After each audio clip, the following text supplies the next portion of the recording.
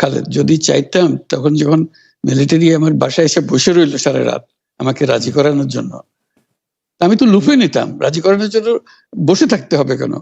আমি যদি ক্ষমতায় চাইতাম বলে আর চলেন চলেন, কি করতে, কি কোন জামাটা পড়তে হবে দেখিয়ে দেন, এখনই যাচ্ছি। আমি তো সেটা করিনি, তাদের সঙ্গে তর্ক করেছি, সারা রাত ধরে তর্ক করেছে যে না ভাই আমাকে দিয়েন না, আমি এই কাজের উপযুক্ত না, আপনারা অন্য লক্ষ্য যান। তারা আমার উপরে মন ঠিক করে ফেলেছে আমাকে নিতে হবে।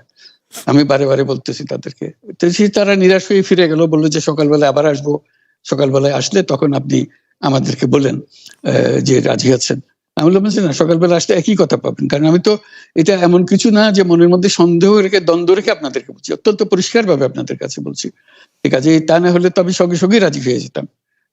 কে ছাড়ে যাও আপনাকে, দেশের পুরো সরকারের প্রধান হবার জন্য আহ্বান জানাচ্ছে, বাংলাদেশে এরকম কয়জন মানুষ আছে বলবো যে না আমি এই দায়িত্ব গ্রহণ করব না।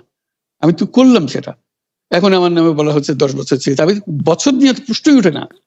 প্রশ্ন হচ্ছে আগামীকাল সকালবেলা আপনি শপথ গ্রহণ করবেন, এই কথা। আমি বললাম যে না, করবো না। তারপরে এরপরে তো কয় বছর কয় কাণ্ড, আমি 10 বছর দিয়ে কি করবোটা কি? আমি 10 বছর দিয়ে, আমি তো বলছি আমি এই কাজের জন্য নই।